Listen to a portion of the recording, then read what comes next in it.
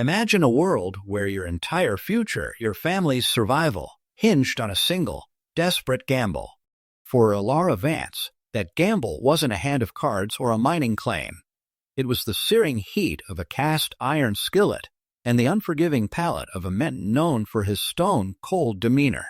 Her journey began not in a grand adventure, but in the humble, smoke-filled kitchen of the sprawling Barham Ranch, a place steeped in the dust and dreams of the Old West. Elara was barely 18, her hands more accustomed to mending dresses than wrangling a 12-pound roast. Yet, when a sudden, debilitating fever struck her mother, the ranch's beloved cook, Elara knew she had no choice. Her family's meager savings were gone, swallowed by medical bills and the relentless demands of a harsh land. The ranch was their only lifeline, and without her mother's wages, they faced destitution, eviction from their small cabin, and a future too bleak to contemplate. This wasn't just about putting food on the table. It was about keeping her family whole, about proving herself capable in a world that often dismissed young women as fragile. The ranch itself was a kingdom carved from the rugged Montana territory, ruled by the formidable, often solitary, Caleb Stone. He was a man forged by the land, his eyes like distant thunder, his words as sparse as desert rain. The previous cooks had been grizzled veterans, their reputations built on decades of feeding hungry cowboys. Elara, with her youthful energy and quiet determination, seemed an unlikely successor. Yet, she possessed a fierce loyalty, a quick mind, and an unyielding spirit that burned brighter than any kitchen fire. Her central conflict wasn't just learning to cook. It was winning over Caleb Stone, a man who believed in results, not excuses. He offered her one chance, a trial period that felt more like a test of endurance. Every meal was an audition, every clean plate a small victory against the looming shadow of failure. The cowboys, a boisterous and hungry lot, were a secondary challenge, their appetites as vast as the western sky. Elara understood the stakes implicitly. If she failed, her family would lose everything. This singular, daunting task of feeding a ranch, and more importantly, earning the trust of its stoic owner, would define her path. It was a crucible designed to break her, but Elara was determined to emerge not only unbroken but triumphant. The question wasn't if she would face hardship, but how this unassuming girl would rise above it all, transforming a desperate act into a destiny. The dust of the Texas plains clung to Elara's worn boots, a familiar comfort, and a constant reminder of her life's stark realities. At 17, Elara carried the weight of a woman twice her age, a burden etched into the slight slump of her shoulders and the perpetual worry lines around her keen, observant eyes. Her hands, though small, were calloused from years of kneading dough, scrubbing pots, and tending to the endless demands of a busy ranch kitchen. This was the only world Elara had ever known, the sprawling Barham Ranch, where her mother, Maria, had been the head cook for as long as Elara could remember. Maria, with her infectious laughter and the scent of cinnamon always clinging to her apron, was the heart of their small, sun-baked cottage on the ranch's edge. She had taught Elara everything: how to coax flavor from the simplest ingredients, how to bake bread that rose like a promise, and how to find joy in the rhythmic hum of a well-run kitchen. But now, that laughter was a distant echo, replaced by the shallow, rattling coughs that racked Maria's frail body. The illness had come swiftly, a cruel thief stealing her strength, leaving her bedridden and weak. Elara watched her mother's labored breathing, a cold dread coiling in her stomach. The doctor from town had shaken his head, his words soft but firm. Maria needed rest, complete and absolute, for many months. She needed special tonics, expensive medicines, and food that would nourish her back to health. Each word was a hammer blow, striking at Elara's already fragile sense of security. How would they pay for it? Who would cook for the hungry cowboys and the demanding ranch foreman? The Barham was a world unto itself, a kingdom ruled by the stern, unyielding rancher, Mr. Silas Thorne. He was a man carved from the same rugged landscape as his ranch, with eyes that missed nothing, and a reputation for being as unforgiving as a summer drought. Maria had always handled Mr. Thorne, her gentle nature somehow softening his edges.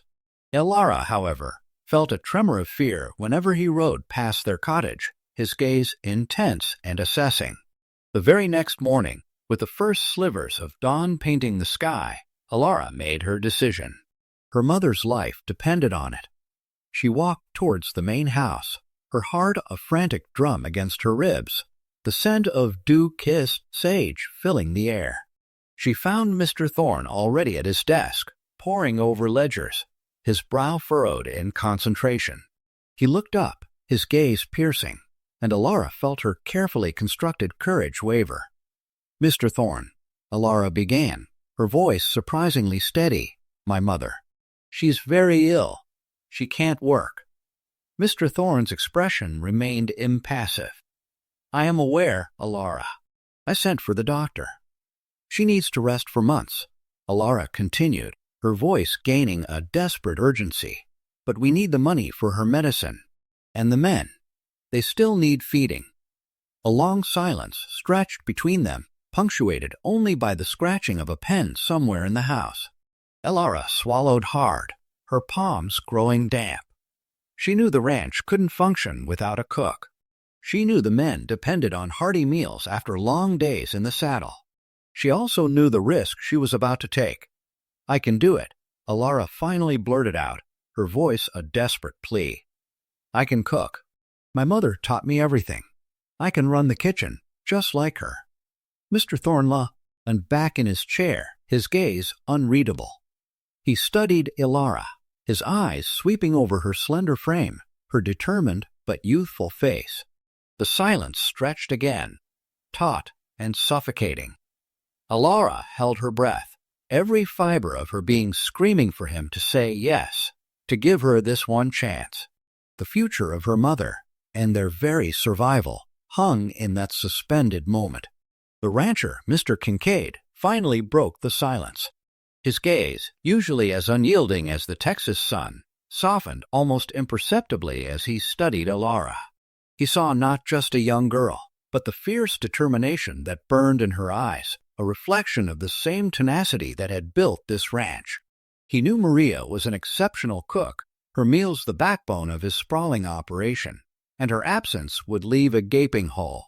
Yet here stood her daughter, barely out of childhood, offering to fill shoes that seemed impossibly large. "Elara," he began, his voice a low rumble, "you're a good girl, and I know you mean well. But running this kitchen, feeding a dozen hungry ranch hands, day in and day out, it's a man's job, or at least a grown woman's. It's not just about cooking. It's about managing supplies, planning menus, keeping order. It's hard work, demanding work." Elara's heart pounded against her ribs, a frantic drumbeat against the quiet of the office. She straightened her shoulders, drawing on every ounce of the courage Maria had instilled in her. "Mr. Kincaid, I've been helping Mama in that kitchen since I was old enough to hold a spoon. I know every pot, every pan, every ingredient. I've watched her, learned from her. I can bake bread that rises higher, stew that tastes richer. I know what the men like for breakfast, for dinner. I know the schedules, the routines. I can do it." Her voice, though trembling slightly, carried an unwavering conviction. He leaned back in his chair, a thoughtful expression on his rugged face. He considered the alternative, finding a new cook, someone unfamiliar with the ranch, someone who would need time to adjust. Time they didn't have. The spring cattle drive was approaching, a period of intense labor and even greater hunger among the crew. A disruption in the kitchen now would be disastrous. "It's a risk, Elara," he said, his eyes narrowing slightly. "A big one. If you can't handle it, if the men go hungry or the food isn't up to standard, it won't just be a problem for you. It'll affect the whole ranch." "I understand, sir," Elara replied, her voice firm. "I won't let you down. I won't let Mama down. Just give me one chance. 1 week. If I can't prove myself, then you can find someone else. But please, Mr. Kincaid, let me try. My mother needs this. We need this." The desperation in her plea was palpable, cutting through the practical concerns. Kincaid saw the raw need, the unwavering loyalty to her ailing mother. He remembered Maria's years of dedicated service, her quiet strength. Perhaps, he mused, some of that strength had passed to her daughter. He sighed, a long, drawn-out sound that seemed to carry the weight of his decision. "All right, Elara," he said, finally. "1 week. You'll take over the kitchen, starting tomorrow morning. You'll have access to the pantry, the supplies, everything Maria used. But understand this, there will be no special treatment. You'll be held to the same standards as any other cook. If you fail, there are no second chances." A wave of relief washed over Elara, so profound it almost buckled her knees. A fragile, hopeful smile touched her lips. "Thank you, Mr. Kincaid," she whispered, her voice thick with emotion. "Thank you so much. You won't regret this." He simply nodded, his expression still serious, but a flicker of something akin to admiration passed through his eyes. Elara turned to leave, her steps lighter than they had been in weeks. The weight of the world hadn't lifted entirely, but a sliver of light had pierced the darkness. The challenge ahead was immense, daunting even, but Elara now had a path, a chance to fight for her mother, for their future. She had to succeed. Failure was simply not an option. The Bar M kitchen, once a place of comfort and familiar routine, now loomed as both a battleground and a sanctuary, a place where Elara would either rise to the occasion or crumble under the immense pressure. Her journey had just begun. The immense pressure Elara felt was a physical weight, pressing down on her shoulders as she stood before Mr. Henderson, the ranch owner. He was a man carved from the rugged Texas landscape itself, his face weathered by sun and wind, his eyes as sharp and unyielding as flint. He listened, his expression inscrutable, as Elara, her voice surprisingly steady despite the tremor in her hands, explained her mother's illness and her own desperate plea. She offered to take over the kitchen, to cook for the entire Bar M crew, to prove herself worthy of the formidable task. A long silence stretched between them, punctuated only by the distant lowing of cattle. Elara felt every second of it, her heart pounding a frantic rhythm against her ribs. She had prepared for this moment, rehearsing her words countless times, but the reality of Mr. Henderson's stoic gaze was far more intimidating than any imagined scenario. Finally, he spoke, his voice a low rumble. He acknowledged Maria's invaluable service, a small comfort that did little to ease Elara's anxiety. Then he delivered his verdict.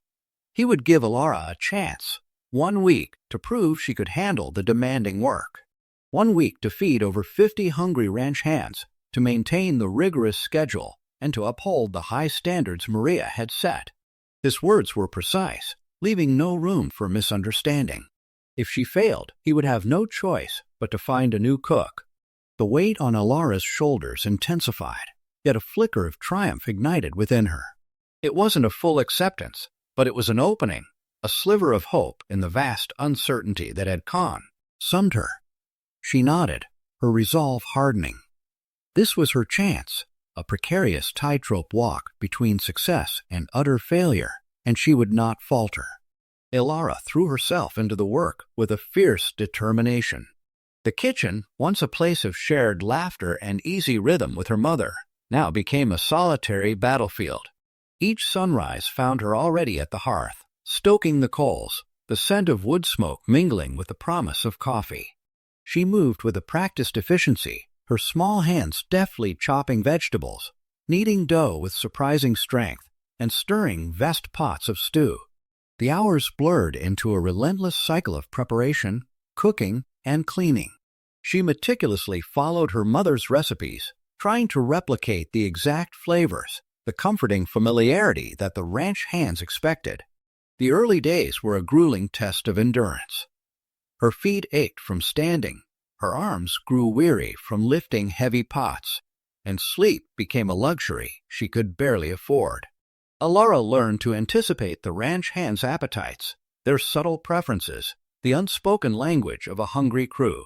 She discovered the delicate balance between hearty portions and flavorful dishes, understanding that good food was more than just sustenance. It was a morale booster, source of comfort after long, arduous days in the saddle. The initial skepticism from some of the older ranch hands was palpable. They had known Maria's cooking for decades, and the idea of a young girl, barely out of childhood, stepping into her shoes was met with a quiet, watchful doubt. Elara felt their eyes on her, assessing her every move, their silence a heavier judgment than any spoken word. She refused to be intimidated. Instead, she channeled her anxiety into her work, pouring every ounce of her energy and skill into each meal. She understood that earning their respect wasn't about grand gestures, but about consistent, delicious food day after day. One evening, after a particularly long day of branding, the ranch hands returned to the smell of Elara's slow-cooked beef stew, rich and savory, served with her perfectly baked cornbread. As they ate, the usual boisterous chatter was replaced by a contented hum.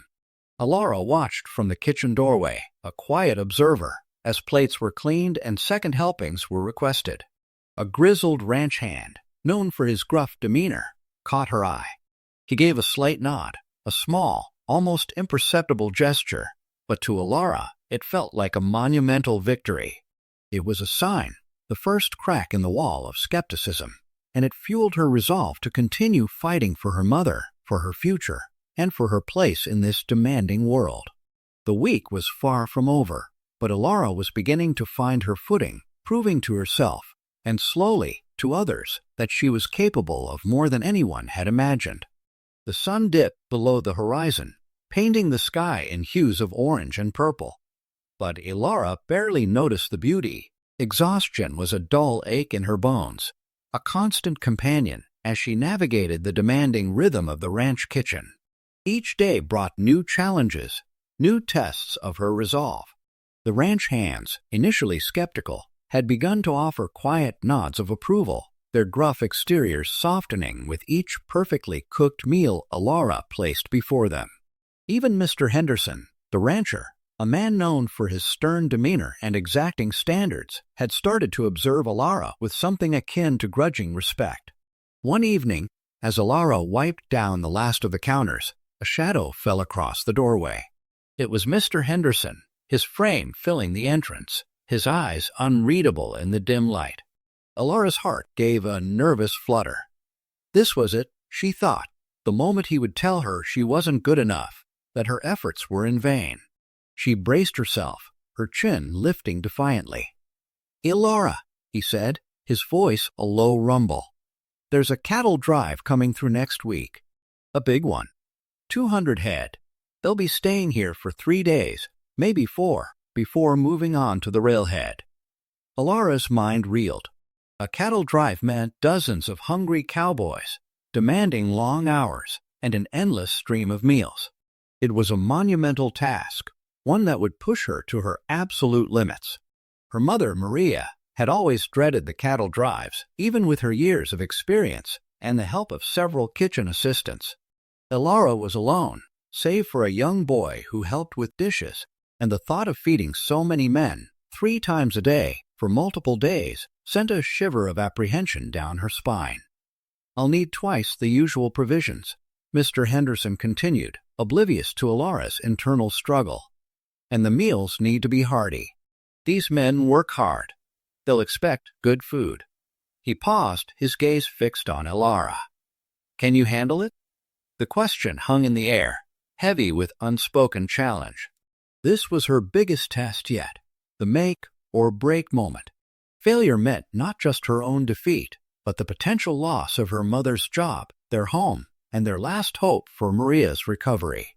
Elara thought of her mother, lying frail in bed, her future dependent on Elara's strength. She thought of the doctor's words, the expensive tonics, the desperate need for income. A surge of fierce determination coursed through her veins, overriding the fear. She would not let them down. She would not let her mother down. "Yes, sir," Elara said, her voice clear and steady, betraying none of the turmoil within her. "I can handle it." Mr. Henderson studied her for a long moment, a flicker of something unidentifiable in his eyes. "Very well," he said finally, a hint of surprise in his tone. "I'll have the supplies delivered by morning. Don't disappoint me, Elara." With that, he turned and left, leaving Elara standing alone in the vast, suddenly silent kitchen, the enormity of the task settling upon her. The next few days blurred into a whirlwind of preparation. Elara kept tirelessly, her hands moving with practiced efficiency, chopping, stirring, baking. She meticulously planned menus, calculated quantities, and organized the kitchen as if preparing for a war. Sleep became a luxury she could not afford, her nights spent poring over cookbooks and her mother's old recipe notes, searching for the most fortifying, most satisfying meals she could offer. Her body ached, her feet throbbed, but Elara pushed through the pain, fueled by an unwavering resolve. This wasn't just about cooking. It was about survival. It was about proving herself worthy, not just to Mr. Henderson, but to herself. The cattle drive was coming, and Elara knew, deep in her heart, that this was her chance to truly shine or to break. The tension in the ranch was palpable, a quiet hum of anticipation building towards the arrival of the drovers. Elara felt it too, a knot of anxiety and excitement tightening in her stomach. The fate of her family rested on her shoulders, and she was ready to face it head-on. The morning of the cattle drive dawned with a sky the color of bruised plums, heavy with the promise of rain. Elara stood in the kitchen, the scent of sizzling bacon and fresh coffee filling the air, a stark contrast to the churning in her stomach. Today was the day. The drovers, a rough-hewn crew of cowboys, would descend upon the bar and kitchen, their appetites legendary, their patience thin. Every pot, every pan, every plate had to be perfect. Elara moved with a quiet intensity, her hands a blur of motion as she flipped pancakes, stirred grits, and sliced thick slabs of ham. She felt the weight of expectation, not just from Mr. Henderson, but from the ranch hands, from Maria, and from herself. As the first hungry cowboy stomped through the kitchen door, their spurs clinking on the wooden floor, Elara took a deep breath. She met their gaze, not with the timid shyness of a girl, but with the steady resolve of a seasoned cook. Her voice, though soft, carried authority as she called out orders, directing the two young kitchen helpers Mr. Henderson had assigned her. Plates piled high with hot food began to flow from the kitchen, carried by the helpers to the long tables in the dining hall. Elara watched, a knot of anxiety tightening with each passing minute, for the first sign of dissatisfaction, the first complaint. The initial hours were a whirlwind of controlled chaos. The kitchen hummed with the rhythm of her work, the clatter of dishes, the sizzle of food on the griddle. Elara worked tirelessly, her brow furrowed in concentration, her focus absolute. She tasted everything, adjusted seasonings, and ensured every serving was generous and steaming hot. The drovers, a notoriously hard-to-please bunch, ate in silence, their faces grim from the early morning chill. Elara found herself holding her breath, waiting for the inevitable critique. Then a voice cut through the din. "This stew," a gruff cowboy rumbled, his voice echoing in the sudden "Tea is the best I've had in years." Elara's head snapped up. The cowboy, a grizzled man with a handlebar mustache, met her gaze, a rare smile creasing his weathered face. "Reminds me of my Ma's cooking, bless her soul." A ripple of murmurs spread through the dining hall, a chorus of agreement. "And these biscuits," another cowboy exclaimed, holding one aloft. Light as a feather, a wave of relief, so profound it almost buckled Elara's niece, washed over her. She felt a warmth spread through her chest, a sense of triumph she had never known. The compliments continued, each one a balm to her frayed nerves, a testament to her unwavering dedication. Even Mr. Henderson, who had been observing from a corner, gave her a subtle nod, a flicker of approval in his usually stern eyes. By the end of the day, as the last drover trudged out, their bellies full and their spirits lifted, Elara felt an exhaustion that reached deep into her bones, but it was a good exhaustion, born of hard work and success. The kitchen, once a battlefield, was now a quiet testament to her victory. She had done it. She had faced the challenge, overcome her fears, and proven herself capable. The Bar M Ranch kitchen, once Maria's domain, was now undeniably hers. Elara had not just cooked a meal. She had forged her own path, earning respect and securing her family's future with every perfectly seasoned dish. The air in the ranch kitchen, once thick with the scent of worry, now carried the sweet aroma of triumph and cinnamon. Elara moved with a newfound confidence, her steps lighter, her movements more fluid. The initial terror that had gripped her when her mother fell ill had slowly, painstakingly, transformed into a quiet strength. Each day, as she kneaded dough or chopped vegetables, she wasn't just cooking. She was building a future, brick by delicious brick. The ranch hands, initially skeptical, now greeted her with genuine smiles and hearty compliments. No longer did they eye her with pity or doubt. Instead, they saw Elara, the capable young woman who fed them the best meals they'd ever tasted. Even Mr. Henderson, the stoic rancher who had given her that one chance, looked at Elara with a respect that warmed her more than any roaring fire. He had seen her struggle, witnessed her perseverance, and now he acknowledged her success. One crisp morning, as the sun painted the eastern sky in hues of orange and gold, a familiar figure appeared at the kitchen door. Maria, her face still pale, but her eyes bright with a spark Elara hadn't seen in months, stood leaning gently on the doorframe. A gasp escaped Elara's lips, and she rushed forward, embracing her mother tightly. Maria's arms, though still thin, held her with a strength that spoke of healing. "My brave girl," Maria whispered, her voice a little hoarse but filled with pride. "You did it. You truly did it." Tears welled in Elara's eyes, a release of all the pent-up fear and exhaustion. She had faced the impossible, and she had won. Her mother was recovering. The ranch kitchen was thriving under her care, and the dark cloud that had loomed over their lives had finally begun to dissipate. The doctor's visits had become less frequent, the expensive tonics were working their magic, and Maria's laughter, though still soft, was slowly returning to their small cottage. Elara continued to cook, but now it was not out of desperation, but out of joy. She experimented with new recipes, her creativity blossoming in the absence of fear. The ranch hands often found themselves surprised by her innovative dishes, a testament to Elara's growing skill and confidence. She had taken her mother's legacy and not just preserved it, but elevated it. One evening, as the stars began to pepper the vast Texas sky, Mr. Henderson approached Elara as she was closing up the kitchen. "Elara," he said, his voice softer than usual, "your mother is doing remarkably well. And this kitchen, it's never run better. You've proven yourself to be an invaluable part of this ranch." A warmth spread through Elara's chest. His words were a balm, a final affirmation of all her hard work. She had not only saved her family, but had also found her own place in the world, a place where her talent and dedication were recognized and cherished.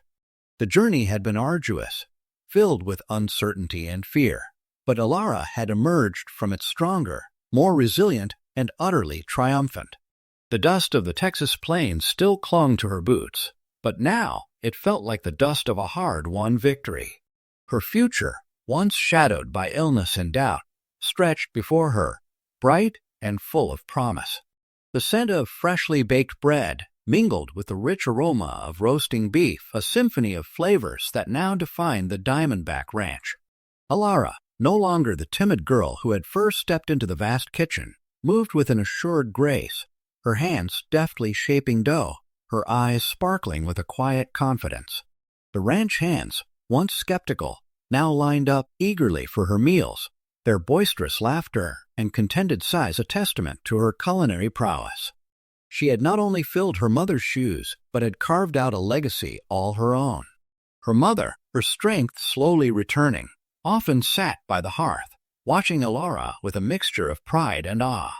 The debilitating cough had subsided, replaced by a gentle smile. The rancher, a man of few words but profound actions, had ensured her mother received the best care, a silent promise kept. He had seen beyond Elara's youth, recognizing the fierce spirit and unwavering dedication that burned within her. That initial chance, born of desperation, had blossomed into an unbreakable trust. The ranch itself had undergone a subtle transformation. The air, once heavy with unspoken burdens, now hummed with a renewed vitality. Elara's presence had been a catalyst, her unwavering optimism and tireless effort infusing life into every corner of the Diamondback. She had not just cooked meals, she had nurtured hope, mended spirits, and woven herself into the very fabric of the ranch's existence. One crisp evening, as the sun dipped below the horizon, painting the sky in hues of orange and purple, the rancher found Elara on the porch, gazing out at the vast expanse of land. He cleared his throat, a rare sound of hesitation. He spoke of the ranch's future, of expanding the herds, of building new barns. He spoke of a partnership, not just in labor, but in vision. He spoke of a life intertwined with the land and with each other. Elara turned, her eyes meeting his, and in that shared gaze, a profound understanding passed between them. It was a recognition of shared purpose, of trials overcome, and of a future built on mutual respect and burgeoning affection. The fear that had once shadowed her days had dissipated, replaced by a profound sense of belonging. She was no longer just a cook. She was an integral part of the Diamondback, a cornerstone of its prosperity and a beacon of its heart. The lonely rancher had found not just a cook, but a partner, a companion, and a future. The little girl who had taken on a woman's burden had not only survived, but had thrived, forging a destiny more magnificent than she could have ever dreamed. The Diamondback Ranch, once a place of quiet endurance, now echoed with the promise of a vibrant, shared life.